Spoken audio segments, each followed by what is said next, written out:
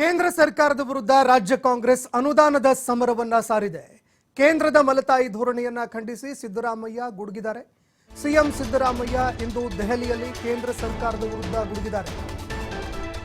ಇದು ಕರ್ನಾಟಕ ಸರ್ಕಾರದಿಂದ ಮಾಡುತ್ತಿರುವಂತಹ ಐತಿಹಾಸಿಕ ಪ್ರತಿಭಟನೆ. ಈವರೆಗೆ ಕರ್ನಾಟಕ ಸರ್ಕಾರದಿಂದ ಮಾಡುತ್ತಿರುವಂತಹ ಒಂದು ಐತಿಹಾಸಿಕ ಪ್ರತಿಭಟನೆ. ಇನ್ನು ಪ್ರತಿಭಟನೆ ಯಾವುದೇ ಒಂದು ಪಕ್ಷದ ವಿರುದ್ಧ ಅಲ್ಲ ಅಂತ ಸಿಎಂ ಸಿದ್ದರಾಮಯ್ಯ ಸ್ಪಷ್ಟಪಡಿಸಿದ್ದಾರೆ. ನಮ್ಮ ರಾಜ್ಯಕ್ಕೆ ನಮಗೆ ಆಗಿರುವಂತಹ ಅನ್ಯಾಯದ ವಿರುದ್ಧ ಧ್ವನಿ ಎತ್ತುವುದು ನಮ್ಮ ಕರ್ತವ್ಯ. ಅಭಿವೃದ್ಧಿ ಹೊಂದದ ರಾಜ್ಯಗಳಿಗೆ ಅನುದಾನ ಕೊಡಲಿ, ನಾವು ಕೂಡ ಬೇಡ ಅನ್ನೋದಿಲ್ಲ. ಯಾವ ರಾಜ್ಯಗಳು ಅಭಿವೃದ್ಧಿ ಹೊಂದಿಲ್ಲ ಅಂತಹ ರಾಜ್ಯಗಳಿಗೆ ಅನುದಾನ ಹೆಚ್ಚಿಗೆ ಕೊಡಲಿ, ಅದನ್ನ ನಾವು ಕೂಡ ಬೇಡ ಅಂತ ಹೇಳೋದಿಲ್ಲ. ಉತ್ತರ ಪ್ರದೇಶಕ್ಕೆ 2,18,000 ಕೋಟಿ ಕೊಟ್ಟಿದ್ದಾರೆ. ಹೆಚ್ಚು ತೆರಿಗೆ ಕೊಡುವಂತಹ ಎರಡನೇ ರಾಜ್ಯ ನಮ್ಮ ಕರ್ನಾಟಕ. ನಿರ್ಮಲಾ ಸೀತಾರಾಮನ್ ಅವರನ್ನು ಕೂಡ ಸಿಎಂ ಸಿದ್ದರಾಮಯ್ಯ ಅಣಕಿಸಿದ್ದಾರೆ.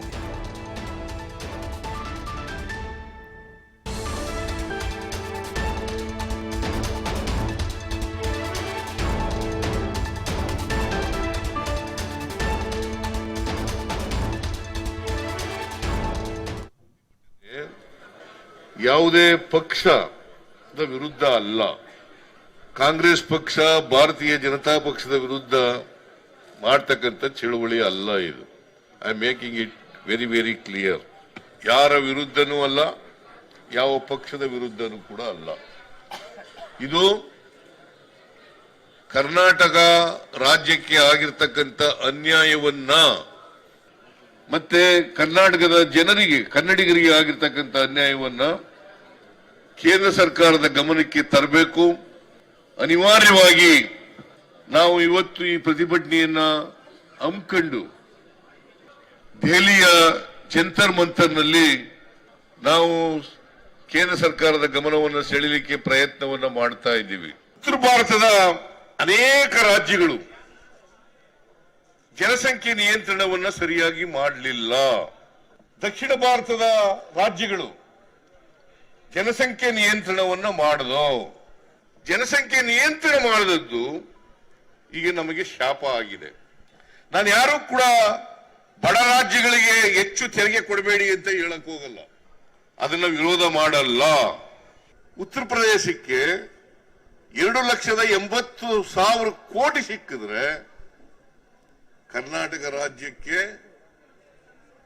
50,257 ಕೋಟಿ. ತೆರಿಗೆ ಹೆಚ್ಚು ಮಾಡತಕ್ಕಂಥ ರಾಜ್ಯಗಳಲ್ಲಿ ಎರಡನೇ ರಾಜ್ಯ.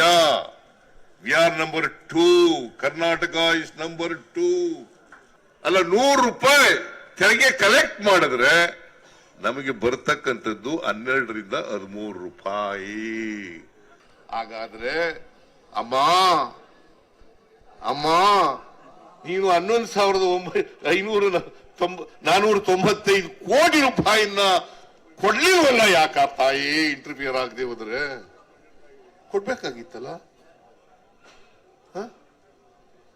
ಇಂಟರ್ಫಿಯರ್ ಆಗಲ್ಲ. It is an autonomous organisation. ನಾನು ಇಂಟರ್ಫಿಯರ್ ಆಗಲ್ಲ. ಯಾಕೆ ಸುಳ್ಳು ಹೇಳ್ತೀಯ ತಾಯಿ ಪಾರ್ಲಿಮೆಂಟ್ ನಲ್ಲಿ?